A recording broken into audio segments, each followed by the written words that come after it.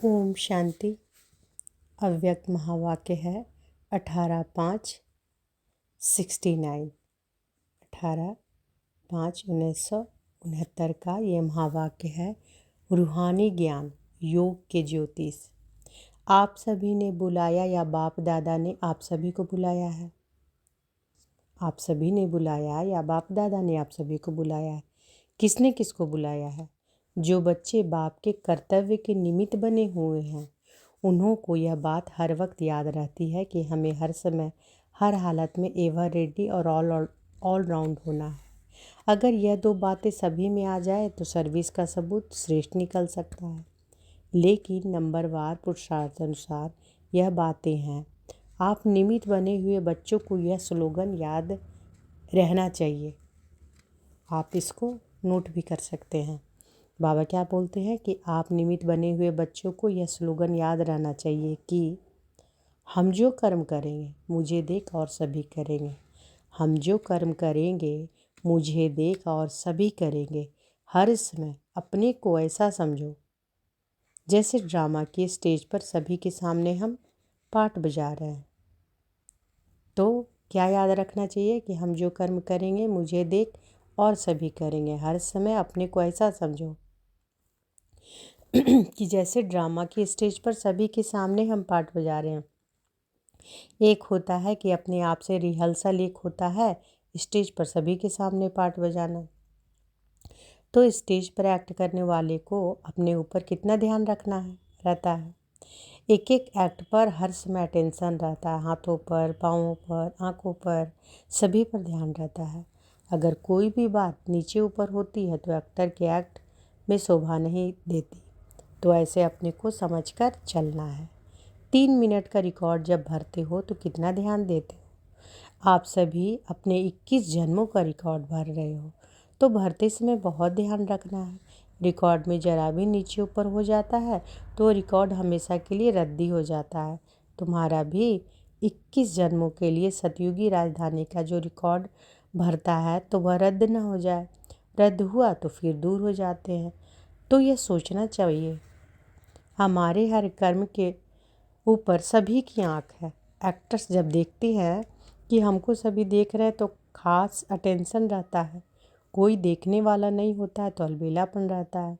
तो हमेशा समझना चाहिए हम भले अकेलेपन में कुछ करते तो भी सृष्टि के सामने है। सारी सृष्टि की आत्माएं चारों ओर से हमें देख रही है। तो क्या समझना चाहिए कि हम भले अकेलेपन में कुछ करते तो भी सृष्टि के सामने है। सारी सृष्टि की आत्माएं चारों ओर से हमें देख रही हैं। अगर एक एक फूल ऐसा संपूर्ण सुंदर हो जाए तो इस बगीचे की खुशबू कितनी फैल जाती। लेकिन क्यों नहीं फैलती, उसका कारण क्या है? खुशबू के साथ साथ कहाँ कहाँ बीच में और बातें भी आ जाती है। भले खुशबू कितनी भी हो लेकिन खुशबू से भी जल्दी फैलने वाली बदबू होती है जो जरा सी बात सारी खुशबू को समाप्त कर देती है।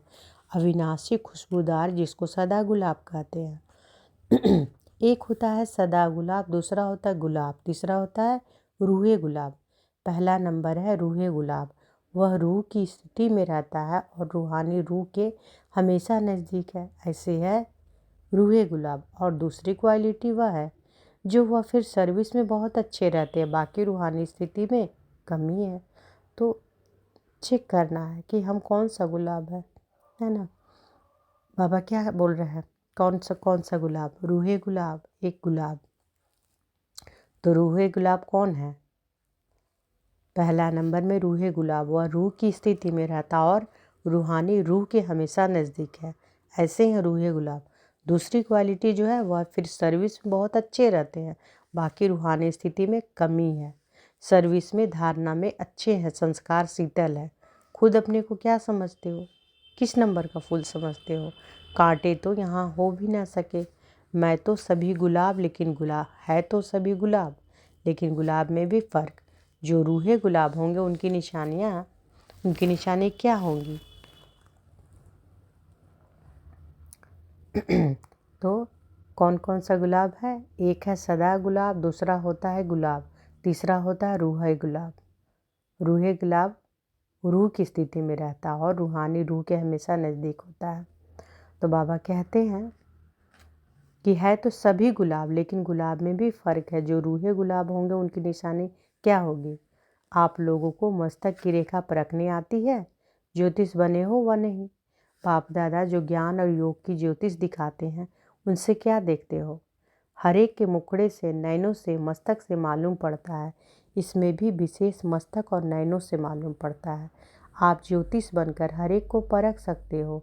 नैनों में और मस्तक में वह रेखाएँ जरूर होती है। किसी को परखना यह भी ज्योतिष विद्या है।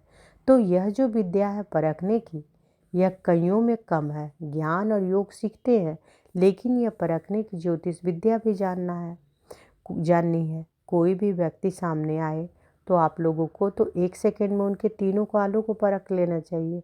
एक तो पास्ट में उनकी लाइफ क्या थी और वर्तमान में उनकी वृत्ति, दृष्टि और भविष्य में कहाँ तक ये अपने प्रारब्ध बना सकते हैं। यह जानने की प्रैक्टिस चाहिए। यह परखने की जो नॉलेज है बहुत कम है। यह कमी अभी भरनी है। वर्तमान समय जो आने वाला है उसमें अगर यह गुण नहीं होगा, कभी कमी होगी तो धोखे आ जाएंगे। कई ऐसी आत्माएं आपके सामने आएंगी जो अंदर एक और बाहर दूसरी होंगी। परीक्षा के लिए आएंगी। क्या बाबा बोल रहे हैं कि कई बार ऐसी आत्माएं सामने आएंगी जो अंदर कुछ होंगी और बाहर कुछ। लेकिन वो क्यों आएंगी? हमारी परीक्षा के लिए, समझे? परीक्षा के लिए आएंगी। क्योंकि कई समझते हैं यह सिर्फ रटे हुए हैं, तो कई रंग रूप से, आर्टिफिशियल रूप से भी परखने के लिए आएंगे, भिन्न भिन्न रूप से। इसलिए यह ध्यान रखना है यह किस लिए आया है, उनकी वृत्ति क्या है, और अशुद्ध आत्माओं की भी बड़ी संभाल करनी है। ऐसे ऐसे केस में बहुत होंगे। दिन प्रतिदिन पाप आत्माएं तो बहुत होते हैं। आपदाएं, अकाले मृत्यु, पाप कर्म बढ़ते जाते हैं तो उन्हों की वासनाएं जो रह जाती है वह फिर अशुद्ध आत्माओं के रूप में भटकती है। इसलिए यह भी बहुत बड़ी संभाल रखनी है। कोई भी अशुद्ध आत्मा की प्रवेशता होती है तो उनको भगाने के लिए एक तो धूप जलाते हैं और आग में चीज को तपा कर लगाते हैं और लाल मिर्ची भी खिलाते हैं। तो आप सभी को फिर योग की अग्नि से काम लेना है। तो बाबा क्या कह रहे हैं कि अशुद्ध आत्माओं के रूप में भटकती हैं क्योंकि आपदाएं, अकाले मृत्यु, पाप कर्म बढ़ते जाते हैं तो उनकी वासनाएं जो रह जाती है अशुद्ध आत्मा के रूप में भटकती हैं। इसलिए यह भी बहुत बड़ी संभाल रखनी है। कोई भी अशुद्ध आत्मा की प्रवेशता होती है तो उनको भगाने के लिए क्या करते हैं?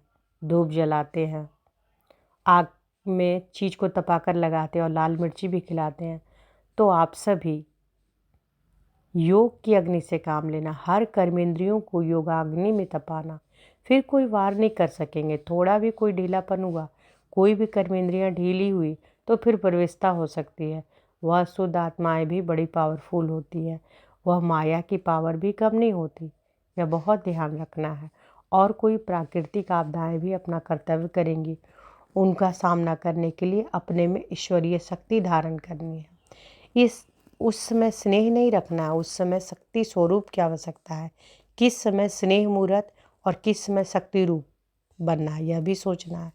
इन सभी बातों में शक्ति रूप की आवश्यकता है। अगर कोई ऐसा आया और उनको ज़्यादा स्नेह दिखाया तो कहाँ नुकसान भी हो सकता है। स्नेह बाप दादा और दैवी परिवार से करना है, बाकी सभी से शक्ति रूप में सामना करना है। कई बच्चे गफलत करते हैं जो उन्हों के स्नेह में आ जाते हैं। वह स्नेह वृद्धि होकर कमज़ोर कर देता है। इसलिए अब शक्ति रूप की आवश्यकता है।